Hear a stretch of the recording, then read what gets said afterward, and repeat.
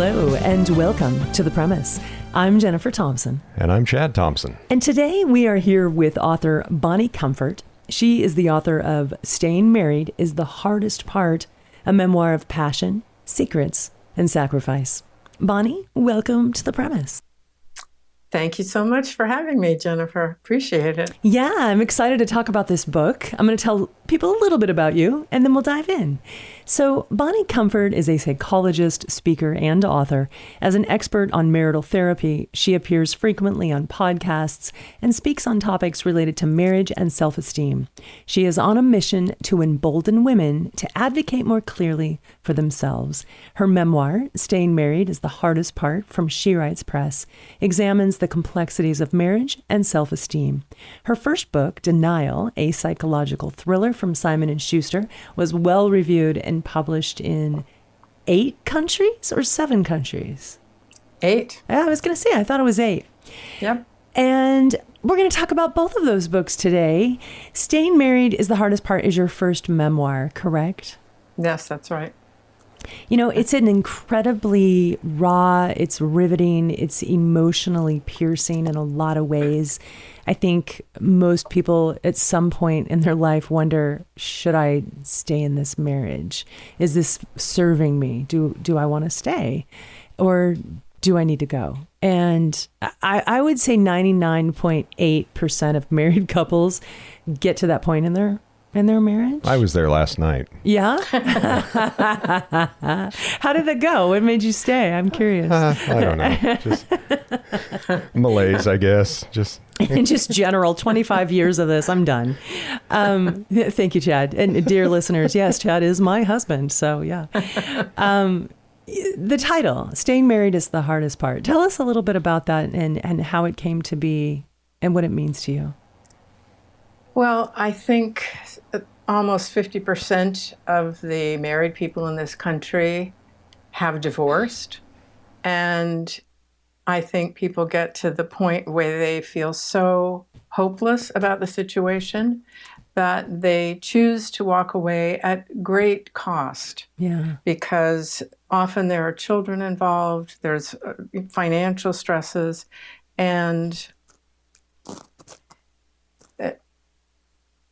I think it's worth working at it in order to get through the rough parts, because there are always rough parts in a marriage. Mm. And it's worth, in some ways, lowering your expectations, because the long-term advantages of staying in a marriage are very big. I think it's interesting because, you know, there was a time, let's just go back 75 years, I guess, people didn't really divorce. It just wasn't, you just didn't do that. You just stuck with it for the family, maybe for financial reasons. Women didn't really have as many choices because they didn't make their own money. They couldn't get credit cards until like 1974. Yeah, right. So in the 1950s, yes, people didn't get divorced. And I feel like there was a time in this country when finally women had agency and they didn't have to stay anymore.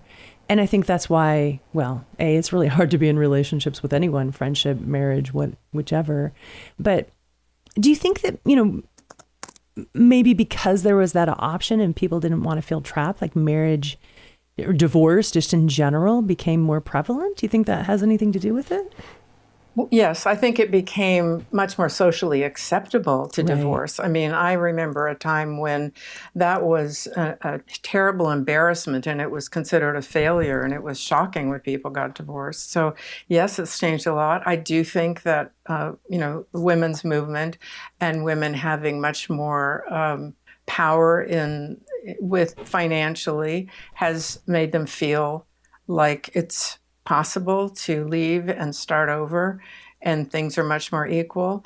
But I don't think it's primarily that. I think it's primarily that it became less shameful to divorce. Mm. There's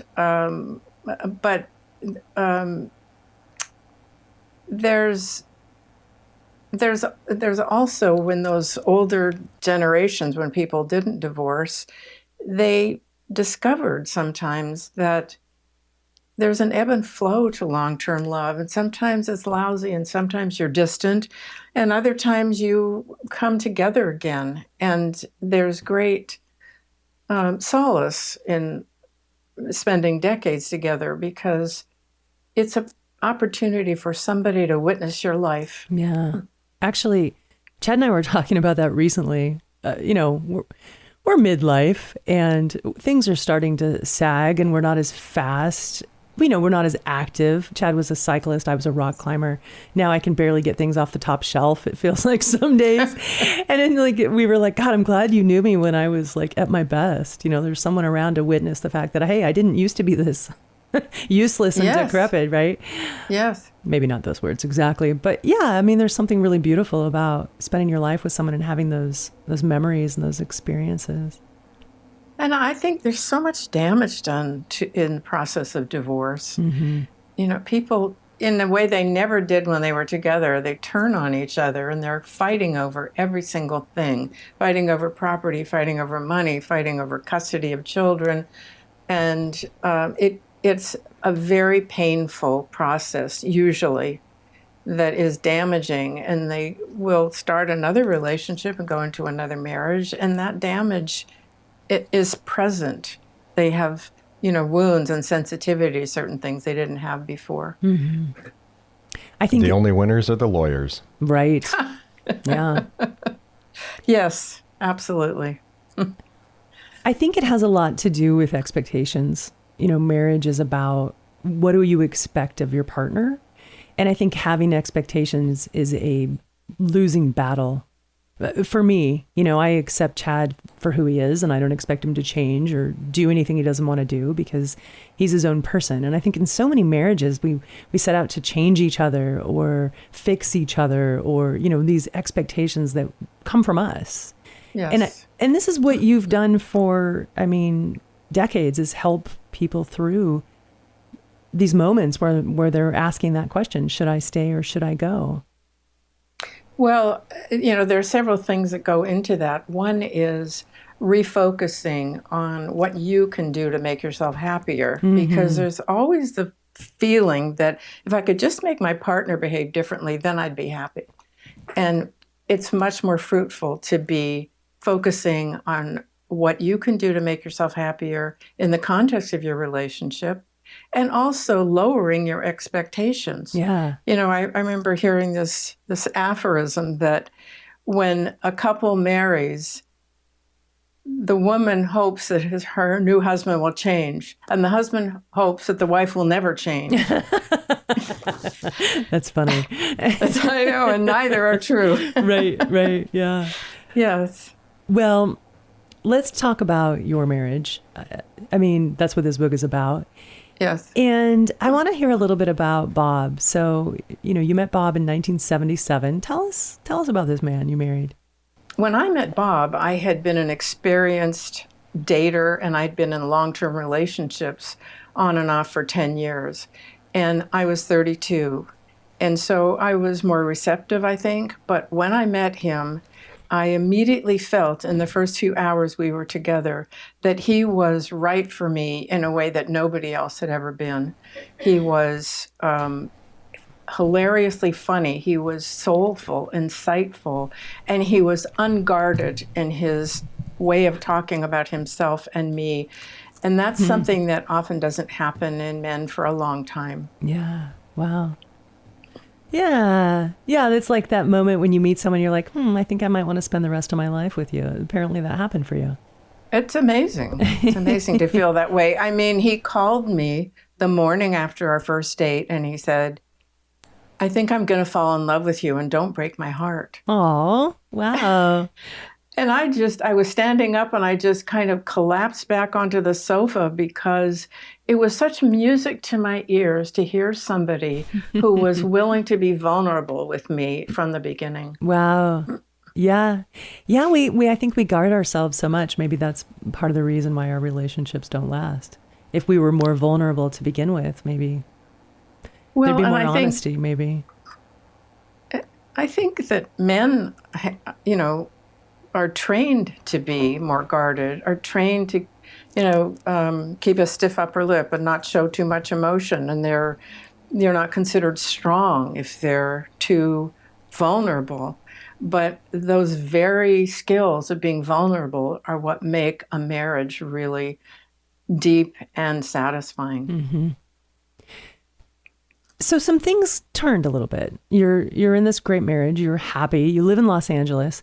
And actually, before we talk about the marriage, the book, and I think every memoir includes something about your mother, right?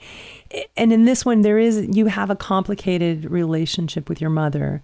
Which in some ways I think mirrors a little bit of your relationship with Bob. Can you talk to us a little bit about that piece of the memoir and why you thought it was important to share that? Well, I thought it was important because I've come to learn about a concept called emotional inheritance. And that is that growing up in a family with parents, we learn what our parents' vulnerabilities are. We learn what their own trauma has been in life, and it informs us and it shapes in some ways our own attitudes. So my mother's trauma in her life was that when she married my father, she left her hometown of Los Angeles, which she loved, and where all her family was, and she moved with him to Winnipeg, Canada, which was not beautiful, not warm and sunny, and shocking to her. And she had no idea it was going to be like that because she'd been there once in the summertime when it was pretty.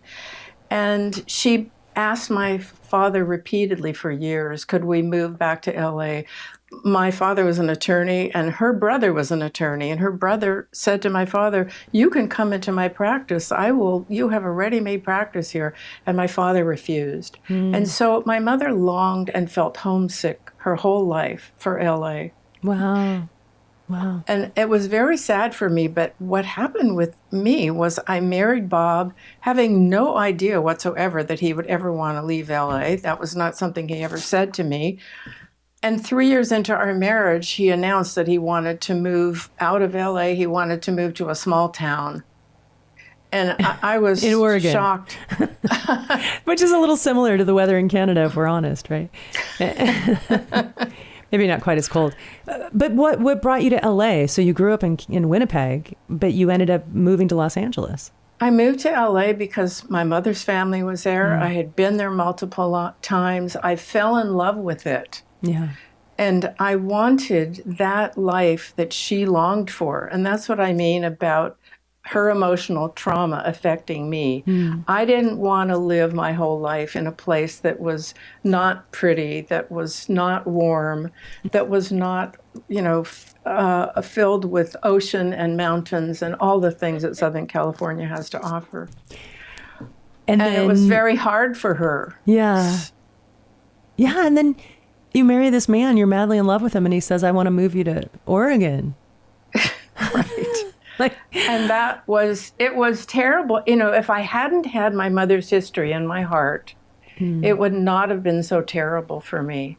If I didn't feel like he was unwinding the cure that I had given for myself so that I would never have to feel homesick the way she had, I don't think it would have been so traumatic for me to move out of LA. But it had given me this life that I expected that she couldn't have. And then he said, no, I don't want this anymore. I want to take you away from that. And so it was a sadness in me, actually, that lasted the rest of my life, even until now, where I still feel like LA is my heart's home and I am not there. Yeah. And yet you stayed. You went with Bob, but not at first. You guys lived apart for a bit. Well, I was not, I was not, it was not easy for me to acquiesce. I fought him for years. We lived in two places. We went back and forth. And after a while, it just didn't seem worth it to me because ultimately wherever he was my home. Oh, and that is beautiful. That is beautiful. So, the subtitle of this book, A Memoir of Passion, Secrets, and Sacrifice, gives us, sort of a clue into what's going to happen throughout the narrative. But I want to talk to our readers about, why the relationship became so complicated with Bob. Sexually, there were some complications. Well, it was complicated and it was something I knew from the beginning. I mean, on our first few weeks together, when we got into bed with each other, he made it clear that the way I liked to be pleasured, which was kind of what I had expected from most men I had been with, was not something he felt comfortable doing.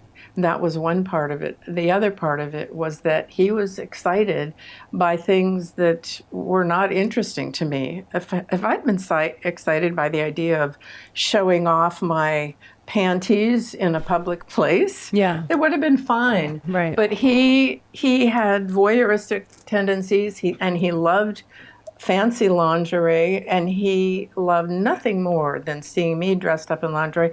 And I had years ago thrown away all that stuff and was, very happy wearing T-shirts and cotton panties. So I accommodated him. That part was easy. I didn't mind it, and it was so exciting to him that it was nice for me. And he also loved to photograph me, and he loved to, and that part was nice for me too, because he made me feel beautiful, and his photographs of me were beautiful, and that kind of satisfied a longing in me. But things got worse as we spent more years together for two reasons. One, he was very frustrated with show business, and he would just shut down, and sexually he couldn't do anything. Completely shut down, which I was frustrated over. And the other thing is that the longer we were together, the more comfortable he felt asking me for things that I really didn't want to do. Like, he wanted to go outside and take photographs of me from outside through a window, and it was very lonely for me to be lying on a sofa in my, pretty clothes or underwear, and having him direct me as if, we were on a photo shoot and he was, creating porn images. Right. And yeah. I felt, not seen at that moment for who I was. I felt used in a way. It was disturbing to me, and some of the time I felt ashamed of myself for continuing to say yes, and those times when I didn't want to. I didn't mind if he was in the room with me taking photographs. It was sort of like his foreplay, and I didn't mind that. But when he wanted me to, he wanted to take photographs of me when he was outside, it felt really lonely, and if he wanted me to do something in public, it felt uncomfortable for me too. Yeah. Wow. It's interesting, how you describe it as feeling lonely. That's really poignant. I can totally, and there are photographs of you that I've seen where he is outside and he has you like putting on lingerie or in some position, and you have a very melancholy look on your face. Yes, for two reasons. One, that I wanted him with me. I wanted him to be able to bring himself to me physically with his hands, with his tongue, and he could not do that. So I felt lonely in that way. And then I also felt that I was betraying myself. So I felt abandoned by him, and abandoned in some ways by myself. And that really is, I think, why this book is so powerful is it speaks to women who have maybe experienced something similar, where they have given up their power, where they don't advocate for themselves. And I think that's really, and I have to tell our listeners, it's such a beautiful book. It's funny, and when I first started reading it, I wasn't sure if I was going to enjoy the book. And I was so enraptured by your relationship with Bob and yourself and this journey that the two of you went through. And at the end of the day, it really is about advocating for yourself and empowering yourself. And was that always your intention for that message to come through for your readers? Well, I had intention for multiple messages. That was one of them. Be brave with the people close to you. Be brave with somebody you love. Advocate for yourself. Don't give up in some ways the way I did and say yes too many times. And so that was one message. And then there were other messages like learn to tolerate the ways that your partner doesn't fit with you, because there always are some ways your partner doesn't fit. And also accept that life events happen that change everything. I mean, Bob went through cancer, and it was a shock for us. I was 45, he was 50, and it was quite shocking to suddenly have this diagnosis that could have been terminal. And it turned out not to be, but it changed us, and it made us appreciate each other more. Yeah. And so there are intimacy shifts that happen in natural phases of a relationship. And it helps to navigate those things together if you have the sort of operating principles of being able to be honest with each other and not blaming. And that's the hard part. Mm-hmm. How do you retain empathy for somebody who's pissing you off? Right. And I think maybe empathy for yourself, to not be too hard on yourself. Because it sounds to me like you were mad at yourself some of the time. I felt ashamed of myself sometimes when I did engage in activities that I really didn't want to, and I acquiesced, because if I didn't, it was going to be a fight, and it would ruin things for us for the week. And there were times when I just didn't want to pay that cost. And so I chose to pay the cost of feeling, ashamed of myself instead. Wow. Yeah. Yeah. And at one point, you were honest with Bob and you told him what you needed. And his answer was, well, go have an affair, find it elsewhere. That was a time when he just couldn't have sex at all. And we were in our 30s.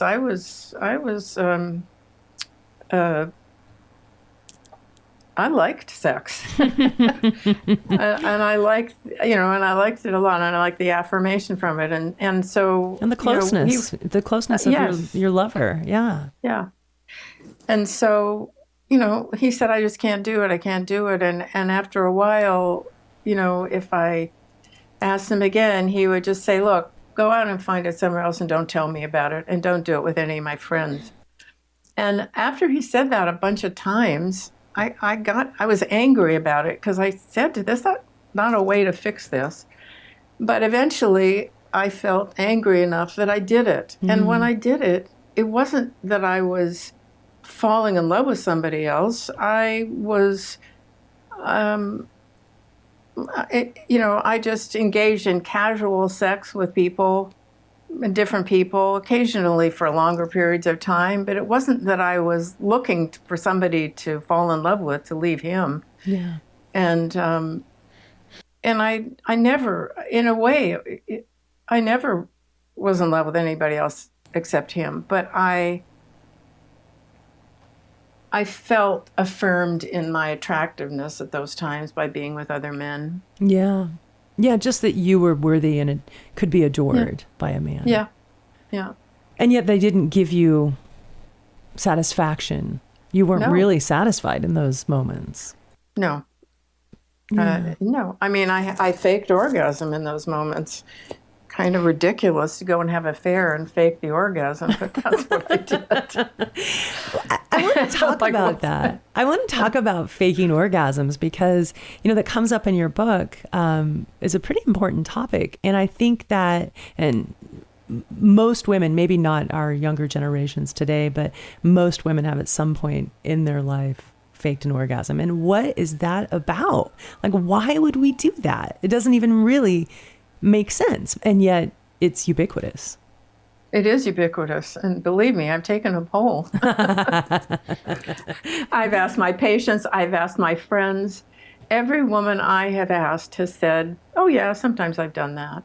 And there are many reasons why women do that.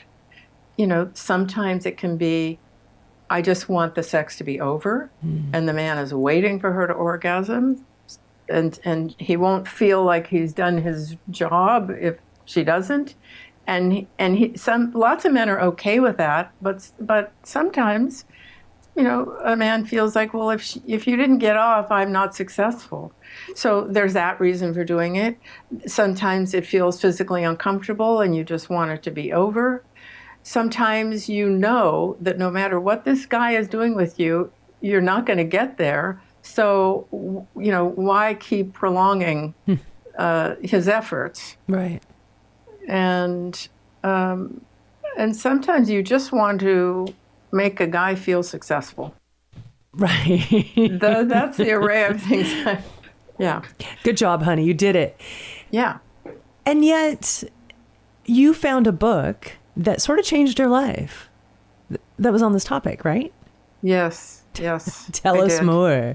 Well, it was shocking to me because, I felt really ashamed of faking orgasm. And I thought, and it started when I was around 19 or 20. And it was, so I didn't talk very much about it with anybody. I felt ashamed of doing it. I feel like it's a lie, and I felt ashamed of lying. And then I read this book, which was the history of the women's movement. And it was written by Ruth Rosen, who was one of the, Gloria Steinem's cohorts. And she, in the history of women and the sexual revolution, said that when women started meeting together and talking about their experiences, one woman in a group would shamefully confess that she faked orgasm with her husband, and then every other woman in the room said, "Oh, you too? I thought I was the only one." Right. And when I read that, I suddenly realized that I had been so influenced by the culture of that moment in a way that other women had also, but never talked to each other about it. That was not, people didn't talk about those things in those days. And even now, I don't know if anybody's ever asked you, have you faked orgasm? Because I know that when I ask people, it's a relief to them to talk about it, but they don't talk about it. It's not something you volunteer. Right. And so it's easy to remain isolated in your head, thinking you're doing this shameful thing that nobody else does, and feel terrible about it. And when I read this, I felt the combination of that. And also, these two books together, I read that and I read Emily Nagoski's book called Come As You Are, where she normalizes all the ways that women reach orgasm. And I suddenly felt like I had been carrying this shame for decades, that there was something physically wrong with me, that I didn't orgasm during intercourse. And I discovered in Nagoski's book that only 30% of women are capable of reaching orgasm from intercourse alone. And that has something to do with the slight variation in anatomy, the distance between the opening to your vagina and your clitoris. And or I can't remember now. Maybe it's the distance between your urethra and your clitoris. But it's just like a fraction of an inch, like a 16th of an inch makes all the difference. And nobody knew that. So it sort of takes this assumption away that you ought to be able to do that, and there's something wrong with you. Like, that's the best kind of orgasm to have if you do it from intercourse, because the man feels powerful and successful, and you feel like every movie you've seen where that happens, now you're like that. And it's still going on every day when I look at TV or movies. There are scenes where the sex starts very abruptly. The guy pushes the woman up against the wall. She wraps her legs around his hips. They have intercourse for maybe 30 seconds, and they both come. Right. And they not happening. It's such a disservice to women. Yeah. Women. That's not what women want most of the time. Maybe once in a while. Well, and you said something really interesting. We were talking about, like, why do people fake, and, to make the man feel successful. But I think it's deeper than that. They feel ashamed that they're not able to get there. Like, somehow it's their fault. Yes, like I felt I I'm was defective. Yeah. That word was in my head for decades. I'm sexually defective Wow. because I can't, orgasm from intercourse alone. Yeah. So here you are in a relationship where the thing you need to get to orgasm is never going to happen for you. And you had to make the decision if it was worth it to stay in the marriage. Well, yes, but the other piece of my history that I was ashamed of, and of course now there seems to be very little shame attached to it. It's in every drugstore, and but I when I was It's at Target. I know what you're talking about. yes, I was like, really? Wow. Okay. when I was about 9 years old, I happened to walk in on my parents, and my parents had a scalp massager. It was a vibrator, but it was a scalp massager, the kind you find in drugstores, and A scalp, like your head massager. Yeah. yeah, it had different attachments to it. That was sort of like, anyway, so my father was holding this vibrator and rubbing my mother's back with it. And I said, "Oh, what are you doing?" And he said, "Well, your mom has a backache," which was true. But I later, when nobody was home, I snuck into that drawer and I thought, well, I'll just see what it feels like on me. And whoa, I got a big surprise. I think every girl has probably had that experience at some point. Most girls. Oh my God, if there's a vibrator. If there's a vibrator in the house, that's right. Yeah. So I had this secret thing. I had this secret habit, and I didn't know anybody else, any other girls. I never told anybody about it for many, many years until I was 19, and I told my boyfriend at the time, and he said, "Oh well, let's go to a drugstore and get you one of those." And but I felt so embarrassed by it, and he wanted to stand there and watch me while I did it, which felt even worse. Yeah. And so I sort of had this, I still had this secret habit, and most of the time. When I had long-term boyfriends, I didn't use it. They were accommodating to, clitoral stimulation, which was what I needed. But in that first few weeks with Bob, I told him about my vibrator, and he said, "Well, great, that's a solution. Just use your vibrator with me, and then we'll both be good." Mm. So it was second best for me. That's not what I wanted. Yeah. But it was reliable. It was a reliable way for me to reach orgasm, which I did want. So that's what we did. And I always felt like it was second best. I felt like it wasn't right. And it wasn't. And I mean, I'm very glad now that, every woman, patients, my friends, every woman I know has a vibrator. And there are all sorts of forms of it. There's travel vibrators. There's ones that you insert. There's ones you just use externally. And there seems to be a tremendous amount of diminishment and shame about it. Yeah. Yeah. It's definitely becoming more normalized. And sexuality in general, too. Feeling good about sex and intimacy. And that's a beautiful thing. Well, I don't think I could have married Bob if we hadn't agreed on that compromise, because I wasn't prepared to not reach orgasm at all with him. I wouldn't have married him if we hadn't agreed to that. But he was fine with it. He was happy with it, and he said he was so endearing. I mean, he said, "Well, I think of it as my friend." Oh my, his little helper. Yes. Yes.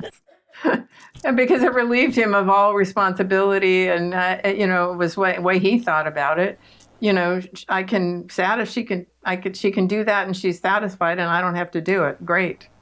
You had a lot of compassion for Bob in the book too, because he had his upbringing definitely affected him sexually, and his fetishes, I think, were a direct result of growing up in a very strict Christian. Was it Catholic or Christian? Christian, fundamentalist Christian home. Right. Yeah. Which is my upbringing. So I know a little bit about it. And, sex is shameful and pleasuring is shameful. You're not supposed to enjoy it. That's not the purpose of that. Right. And so, Bob had this history, and I think you showed a lot of compassion as you're navigating, this world with him, this person that you're deeply in love with. I felt compassion for him because he suffered with it and he was able to articulate that. Yeah. It was terrible for him. He felt ashamed. He felt that he had to steal it. He had to steal sex. That's why he peeked at windows, because you couldn't. Right. It wasn't acceptable to be excited looking at a woman. That was not allowed. There's this one scene in the book where I think you're in a restaurant and he wants you to spread your legs so the man sitting opposite you can see your panties.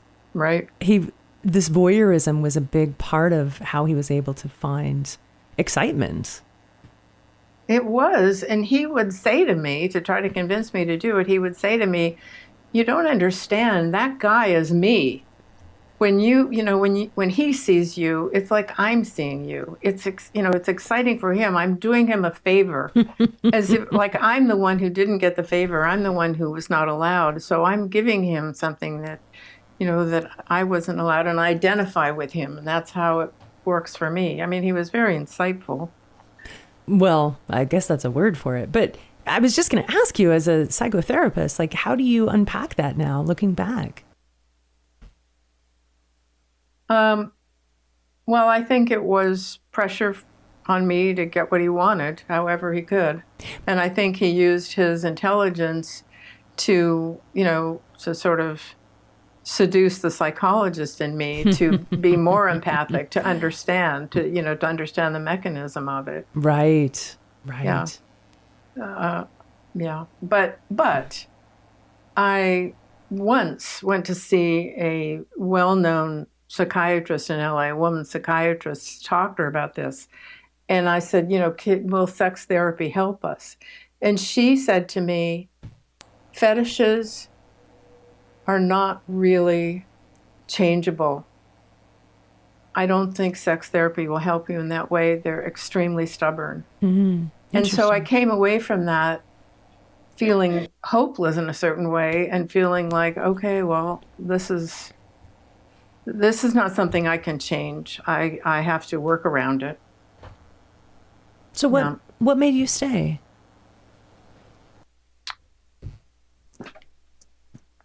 Well, I had such a wonderful time with him.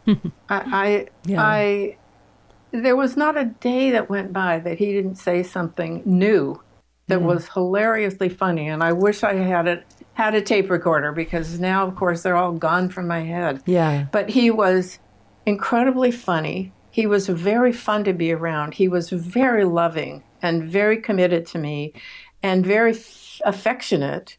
And it was exciting. He had an exciting life. It was in show business, something I'd never thought I would be involved in any way. And he was a wonderful screenwriter, and I used to type his scripts for him, and I laughed and cried typing them. And he gave me a life I couldn't have had any other way. And there were way more things that were compatible between us than there were not, aside from the sex. I mean, we were both born and raised in Canada. We both were raised in families where emotional sharing was highly valued. And he was always very connected to me. He always wanted to know how I was feeling. And anytime he called me, that was before cell phones, he called me 3 or 4 times a day on the phone. I would pick up the phone and say hello, and first thing out of his mouth always was, "Hi, how are you feeling?" Yeah. And I loved that, because the one thing I didn't get enough of when I was growing up in my home was feeling seen and feeling heard, and that what I thought and felt was valuable and that they wanted to know it. And so that to me was like the most precious thing I could get in a partner. So the good Feeling. Yeah, go ahead. Just feeling seen and heard and cared about in that way. Yeah. I mean, how do you know when it's worth it to stay? I mean, if someone is asking themselves, do I stay? Like, how do you know? What are the questions that women or men should ask themselves? Well, I think a number of things. One is, in the ways that we're not compatible, how important are those specific things to me? One. Mm-hmm. Two, do I feel like I am being treated poorly? And in what ways am I being treated poorly? And is this something that my partner can control? Or is this baked into who this person is, and that is not going to change, and I don't think I can live with it? Yeah. So there's that, and then there's, have all the options been explored for how things could be repaired, whether it's going to couples therapy, whether it's reading books together, whether it's, being able to talk about it, whether it's being able to really search your soul and say, okay, I can live with this. And then the other thing to ask yourself is, am I staying out of love or fear? Interesting. And, yeah. Staying out of fear is not good. And I don't mean fear of your partner. I mean fear of being alone, fear of taking the risk of walking away from a known thing and not knowing how it'll go. Yeah. Fear of being alone. Yeah. Yeah. We're running out of time. There's so many questions I wanted to ask you. But before we end, I did want to ask you about your first book, which is a psychological thriller called Denial. Simon & Schuster released it in 8 countries. And I believe the Los Angeles Times said this is a story of courage, grace, and the redemptive power of love, which I feel aptly describes staying married. I would say the same thing. Yes. So, Are you sure? Yeah, is that the right book? I know I did a double take, right? Tell us about Denial, a little bit about how that book came to be and what it's about. Well, the ironic thing is the way the book came to be is Bob said to me, look, you got your license to be a psychologist now. Why don't you write a novel? You got some free time. That's what every novelist is. It's just someone with free time. I was shocked by that. I'd never thought about writing a novel. And I thought, well, maybe I will. Maybe I'll maybe I'll try it. And so it was like a lark that I tried it. And then I found out that I really liked doing it. And I let my imagination run away with me. And I came up with this idea that I found very intriguing because there's such a taboo against therapists being sexually involved. It's not just a taboo. It is, ethically and morally and legally wrong for a therapist to be sexually involved with her client. And I came up with this idea of this single woman therapist, psychologist in LA, who took a very attractive, obnoxious lawyer into therapy with her.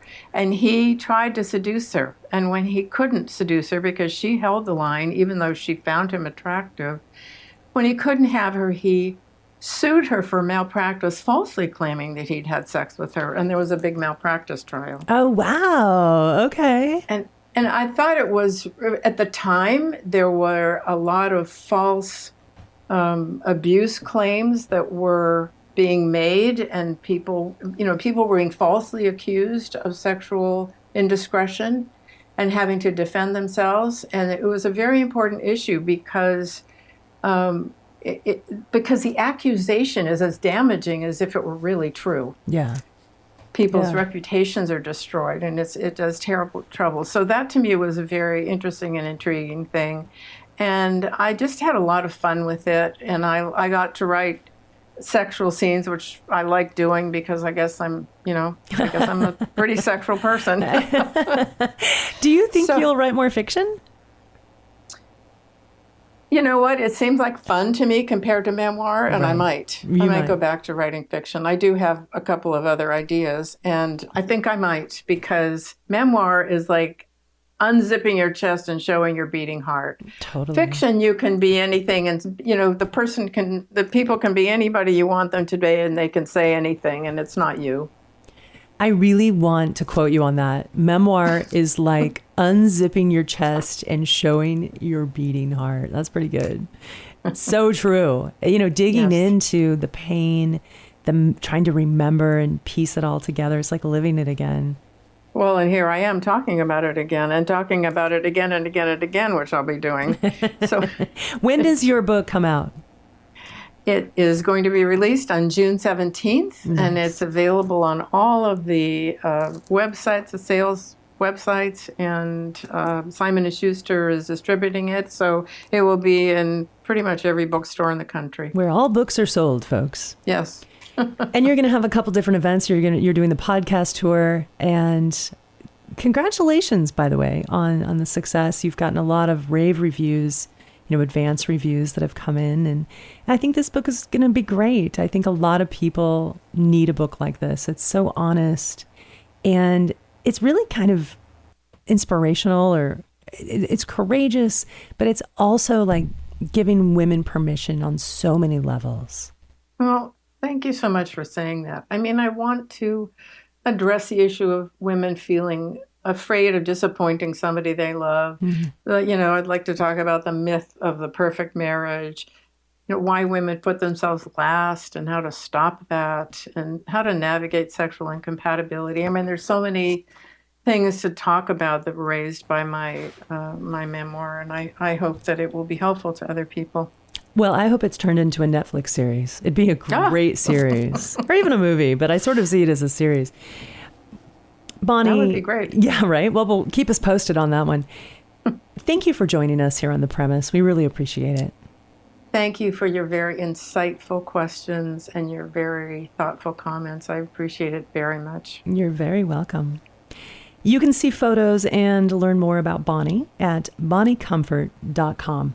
You can also follow her on Facebook and Instagram at Bonnie Comfort Author. This has been another episode of The Premise. You can visit us online at thepremisepod.com. Subscribe and rate or review The Premise wherever you get your podcasts. Those reviews really help us get the word out, and we really appreciate you, and we appreciate you being with here and listening. You can also follow me, your host, one of your hosts. Sorry, Chad. Yeah, I'm still here. Hi, Chad. How's it going? Just lurking in the background. He hasn't left me yet, folks. We're doing good. You can follow me on Instagram at Jennifer Grace, or follow me on Facebook at Jennifer Thompson Consulting. Until next time, thanks for listening. Goodbye. Goodbye. Goodbye.